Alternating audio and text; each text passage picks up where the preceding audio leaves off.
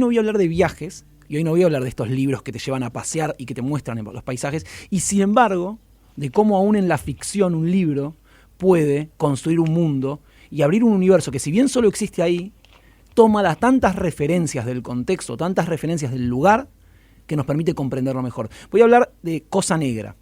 Cosa Negra es un libro que editó una editorial argentina independiente que se llama De Parado, y el libro lo escribió un escritor y artista plástico cubano que se llama Andrés Acevis. En realidad Andrés Acevis es un seudónimo, pero no importa, es lo mismo, pues se presenta así, no hay problema. Cosa Negra nos abre un universo novedoso, no porque nos vaya a contar, digamos, paisajes o lugares de un lugar, porque nos va contando de una Cuba que, quiera sí o no, sigue siendo un misterio. ¿Y por qué sigue siendo un misterio? Porque es un universo del que supuestamente sabemos todo. Se ha hablado tanto y tanto de Cuba y a la vez no sabemos nada.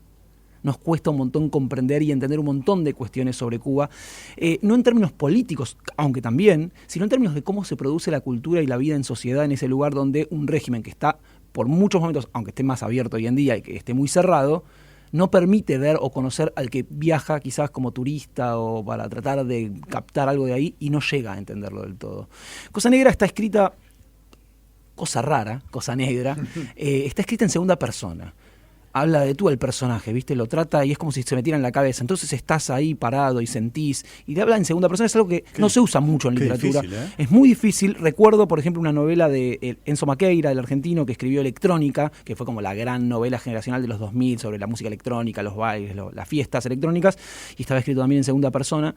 Es interesante porque de alguna manera, que es una manera literaria menos explorada, pero también es una experiencia en sí misma, porque es un viaje a la cabeza del personaje. En algún punto es como que te metes adentro y la perspectiva de Eliel, que es el personaje, es un joven cubano, trabajador gastronómico, gay, que nos lleva a conocer las oscuridades, pero también los espacios luminosos y porosos de este régimen que te digo que es como cerrado, pero está lleno de agujeros. Y acá empiezan a aparecer y se dejan ver.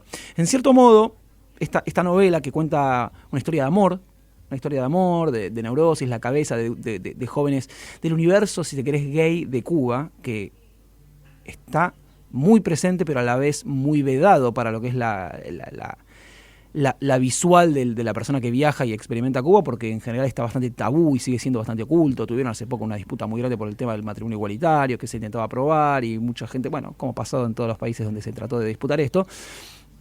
En cierto modo, la voz de Eliel es una voz que actualiza para mí a la travesti y al marqués, que son dos personajes emblemáticos de la cultura y de la historia del mundo gay y oscuro y oculto en Cuba, porque es un libro de 1997 que escribió Leonardo Padura que se llama Máscaras.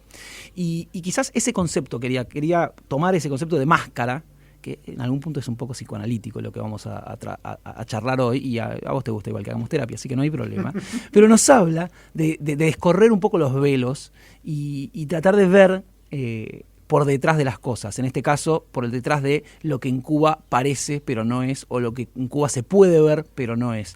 Y me hace preguntarme si realmente podemos conocer aquello que creemos conocer, de los lugares, de las personas, de los sitios, y esas máscaras que recubren a las cosas y a las personas. Nunca se conoce el 100% de nadie, me dijo una vez una vieja amiga, mi terapeuta, vieja amiga. Y con eso creo que quiso decirme que tampoco podemos conocer al 100% de nosotros mismos. De algún modo, toda vida, toda experiencia, podría ser, y bueno, me atrevo a sugerir que puede estar bueno también en parte, un viaje exploratorio hacia uno mismo, y tratar de ahí, después de entenderse algunas cosas, porque insisto, creo que no podemos entender el 100% de nosotros mismos tampoco, salir al mundo y conectar y tratar de vivir mancomunadamente, en sociedad, en colectivo, como siempre hablamos, como tratar de salir de la experiencia individual. Pero en este caso se nos descorre el velo de lo cubano, de aquello que ocurre cuando el turista se apaga, cuando el turista deja de aparecer y es demolido por la barrera de lo propio y de lo ajeno que aparece. Hay algo que, aunque nos fundamos en la noción de viajante, se nos hace esquivo. Vos vas, tratás de entender, pero igual no podés atraparlo. Este libro nos deja pispear un poco qué hay detrás de eso, qué aparece detrás de esa Cuba que tiene los marquitos colgados del Che y de Camilo Cienfuegos por todos lados, y sin embargo donde a veces comunista empieza a ser mala palabra, algo que ya pasó en la Unión Soviética, en la ex Unión Soviética una vez que cayó ese régimen, y cuando cayó el muro de Berlín también en Alemania, etcétera, donde palabras como, incluso en esta novela aparecen, un personaje le dice al otro, a mí no me vengas con esas cosas comunistoides, por favor, salí de acá. Entonces se empieza a notar ese germen de lo que las palabras empiezan a tener. Vos hablabas de libertad antes, y podemos pensar tranquilamente a qué nos referimos con libertad y quiénes empiezan a tomar esas palabras también como bandera, y para qué, en diferentes partes del mundo, en diferentes contextos. Es este libro, Cosa Negra, una literatura muy, muy buena, está muy bien escrito, te envuelve, te metes en ese universo, descubrís el universo de el mundo gay, pero también una pintura contemporánea del amor, de la neurosis, de los vínculos de hoy en día, en redes sociales, de las interpretaciones ambiguas. Uno pensaría que en Cuba no está tan presente, y sin embargo el personaje va de Grindr a Facebook, a WhatsApp y a todo, sí, buscando wifi en las plazas públicas donde hay, comprando las tarjetas y con todas esas limitaciones que pueden aparecer, que hacen que también sea pintoresco leer y conocer esas diferencias, pero no dejan de tener la misma experiencia de vida y de cultura y de modernidad y contemporaneidad que tenemos todos, de cómo aparecen decía, interpretaciones ambiguas en la comunicación. Y esto de las máscaras, los velos, comunicarse, conocer o no al otro 100% y a uno mismo. Te llega un mensaje, te ponen ok, te clavan el visto. No llega el mensaje, el no recibido, no sabes si lo recibió, lo habrá visto, no lo habrá visto. Qué feo, ¿viste? Los que te tienen así no bloqueados, los que no sabes si lo vieron o no lo vieron. Claro, los que no tienen el tilde azul. Claro. Pero hay algo en esa... Eso también me lo dijo mi terapeuta una vez, porque yo le expresaba esto de lo que hay, de los vistos, de las cosas, y me dijo, hay algo en esa necesidad que tenemos de saber, que como que si quisiéramos transparentar y que toda comunicación, todo lo que nos decimos fuera transparente y pudiéramos suturar en esa transparencia lo imposible que tiene en realidad una comunicación, no entre Franco y Brian, en este momento, por ejemplo, sino entre los que están detrás de Franco y Brian, entre esos que somos y no conocemos o que no estamos realmente dejando aparecer. Entonces, es muy ambiguo a veces, a veces no, ni siquiera sabemos, entonces está entre la intención de lo que quiero decir y lo que realmente digo, y está además la interpretación tuya de lo que yo dije e hice, y la percepción tuya de lo que yo hice o quise hacer de esa acción. Entonces, en esa compleja trama de tratar de interpretar, por eso decía la neurosis de los vínculos, de los ok, de los vistos, y de cómo aparecen en Eliel, en este personaje de Cosa Negra, en su enamoramiento con un chico que se llama Jordi.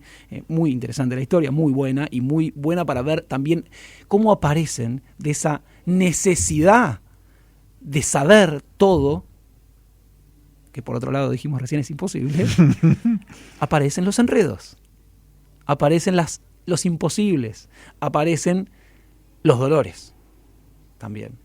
En cambio, cuando aceptamos que es imposible saberlo todo, quizás nos amigamos con aquello que es simplemente un misterio. Lindo. ¿Cómo se llama el libro? Cosa Negra. Andrés Acevís, lo edita la editorial de Parado. Tengo un párrafo aparte para la editorial, si me dejas, porque sí, es una editorial de Mariano Blatt y Francisco Visconti. Mariano Blatt, que también tiene Blatt y Ríos, el poeta argentino. Es una editorial que empezó ahora unos, voy a decir 10 años por decir algo, porque no me acuerdo exactamente, como una editorial de literatura gay erótica, únicamente, y hacían ebooks. Después ellos fueron mutando, fueron creciendo, empezaron con libros en papel, y si bien sigue siendo una editorial gay, que se define como editorial gay, y de literatura gay, ya se expandieron por fuera de lo erótico, y además dicen por momentos, bueno, ¿qué será ser gay? Es que el autor sea gay, que la temática sea gay, que haya sexo entre los personajes del mismo género, como empiezan a expandir y a discutir algunas cuestiones que ya no son tan cerradas como al principio, que era solo erótica gay. A veces, ponerle la etiqueta de literatura gay puede sonar como, no peyorativo, pero sí como una discriminación positiva, como la idea de que hay que generar un cupo y de buscar una etiqueta y como cerrarse solo eso. Y una vez les preguntaron a ellos en una entrevista por qué, si era necesario, digamos, esta etiqueta y por qué en algún punto gesto político de decidir que sea específicamente solo eso. Mariano tiene además otra editorial y tiene sus poemas y, digamos, ¿por qué hacía una editorial solo por esto? Y decía, por supuesto, respondían ellos, por supuesto que nos encantaría que en un futuro no exista más la literatura gay, que esté todo tan integrado que no haya ningún closet, pero todavía se sigue discriminando, segregando y matando por orientación sexual en la Argentina. Falta mucho. Eso decían ellos, yo lo puedo extender a diferentes países, no solo a la Argentina, obviamente. Acá en Uruguay también pasa y también es un problema. Hay un libro que salió hace poquito, hay Crónicas de un Traba, que se llamaba, no me sale el nombre ahora, pero que también era muy interesante, ahora lo vamos a buscar, pero también que contaba la experiencia de cómo era el proceso de cambio de género y demás acá. Ahí está, Fragmentado, Crónica de un Traba anunciado de Ciro Benjamín, que me parece también era muy interesante y contaba un poco de eso que todavía falta visibilizar, de eso que todavía a veces, aunque parezca increíble, 2023, siglo XXI, matrimonio igualitario, todo lo que queramos discutir, pero sigue apareciendo como tabú. Decían ellos cuando hicieron la editorial, no existe casi literatura donde las personas del mismo sexo muestren escenas de sexo, como que no se muestra, como que era un tabú, era algo que no se podía mostrar. Bueno, ni hablar después en teatro, televisión y demás, que también pasó mucho tiempo hasta que eso empezó a habilitarse un poco y hasta ahí, y en cine. Y te faltó publicidad. Y bueno, ni hablar, eso ni hablar, ¿no? Como la gran generadora de sentido común, ¿no? En algún punto. Así que me parecía interesante recuperar este libro, está muy bien escrito, es muy interesante, te metes en el universo, conocés cosas de Cuba que no podías conocer, vas a restaurantes privados, vas a todo un universo te lo dice, sin hablar de política, te dice, yo soy un trabajador de un restaurante privado y puedo ayudar a mis padres que son médicos y trabajan en el hospital.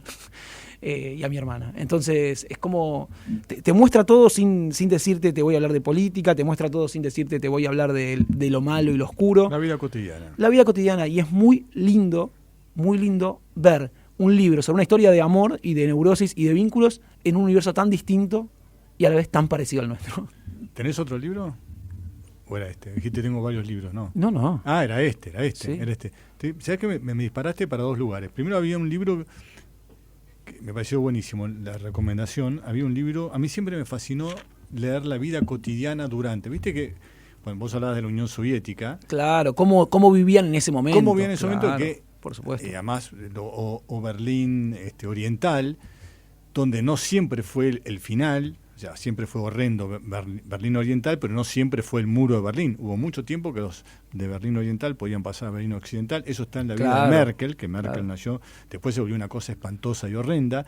Sí. La vida como en la Unión Soviética, basta leer cuando Tarkovsky, ese gran director de cine, tenía que producir sus películas, las cosas que le pasaban, la burocracia soviética, creo que de ahí nace que los artistas en la Unión Soviética hacían de cuenta que ganaban mucho dinero y el Estado hacía de cuenta que se los pagaba, cosas así, pero además la vida cotidiana que era muy distinta a lo que era, digamos, los grandes titulares de la Guerra Fría. Y en Argentina hubo un libro que hizo esta editorial, no sé si no fue Katz, estoy casi seguro que fue Katz, que era la vida cotidiana en los 70, ¿no? Porque en los 70 en Argentina quedaron como el golpe militar, los actos terroristas y demás, pero había una vida cotidiana donde se entrelazan muchísimos de los actores, no estoy hablando de Argentina en general, de todos los actores de todos lados, ¿no?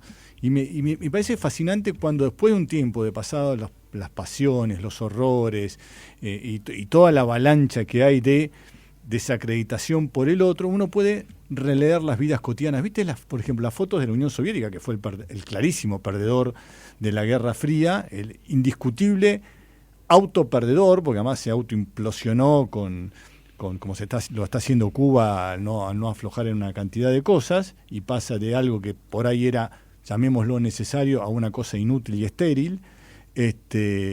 No, viste esas cosas que se prolongan. No sabemos en qué se va a reconvertir, por supuesto. Igual, seguro, ya hay una reconversión comparado a lo que fue, y a la vez, como vos decís, es algo que se prolonga y se vuelve estéril. Y se vuelve estéril, porque vas perdiendo la esencia de lo que fue, y entonces se empiezan a transcribir las cosas. Pero es lindo ver esto que vos decías de la vida cotidiana. Sí, Cuba es un país lleno de fascinación, que obviamente hay como una magia en Cuba. El otro país que a mí, con